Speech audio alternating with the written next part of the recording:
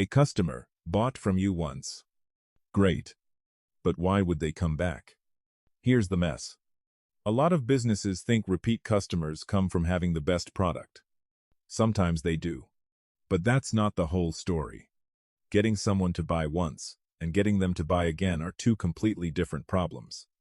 The first purchase often requires persuasion. The second one can happen almost automatically if you design the experience properly. And some of the smartest businesses in the world have figured out exactly how to do that. Here are 5 strategies. 1. Give them a reason to come back. Think about your local coffee shop. You buy a coffee. Then they hand you a card. 1 stamp for every purchase. Get 9, and the 10th drink is free. You could buy coffee anywhere, but you've already collected 3 stamps. So, walking into the same coffee shop feels like you're making progress. That's not just a discount. It's a goal. And goals change behavior. Research on frequency reward programs has found that these buy X, get Y structures can create both short-term increases in purchasing and additional purchases after the reward is earned.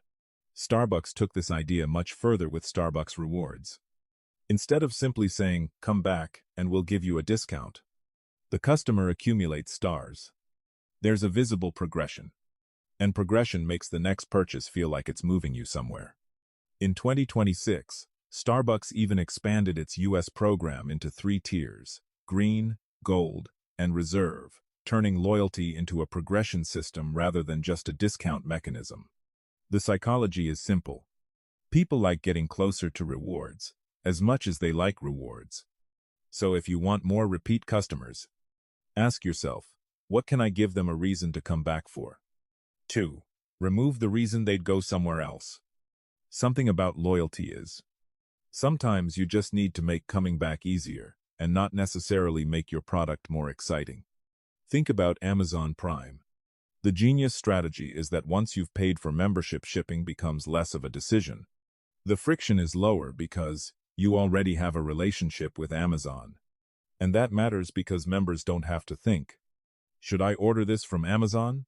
They definitely will. Research on premium shipping memberships has found that removing shipping friction can change purchase patterns, including encouraging more frequent, smaller orders. The lesson here is, find the little inconvenience that makes customers hesitate to come back and remove it, not just start a subscription. Maybe it's delivery.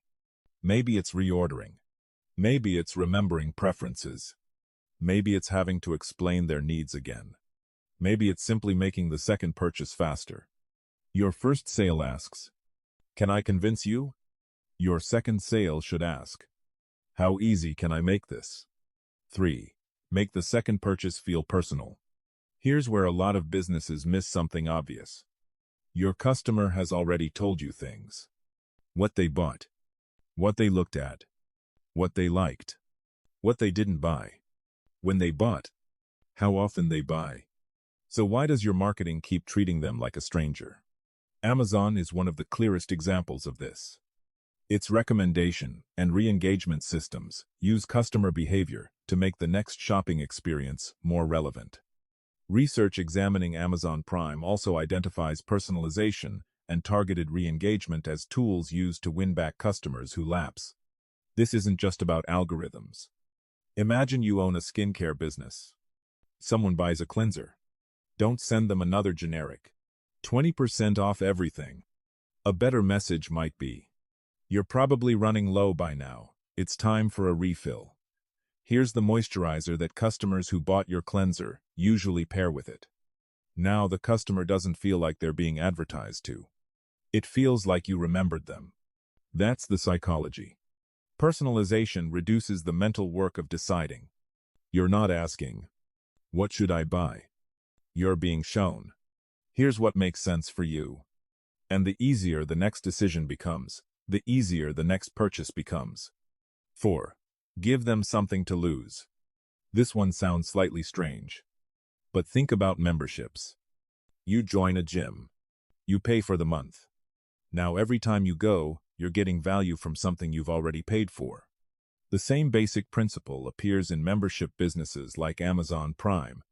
The membership creates a reason to keep using the ecosystem because the customer has already committed to it. It's no longer, should I use this company? It's, I'm already a member. Why wouldn't I use the benefits? That's a very different psychological position. But it's important not to manufacture a fake loss. Create a genuinely valuable reason to remain connected.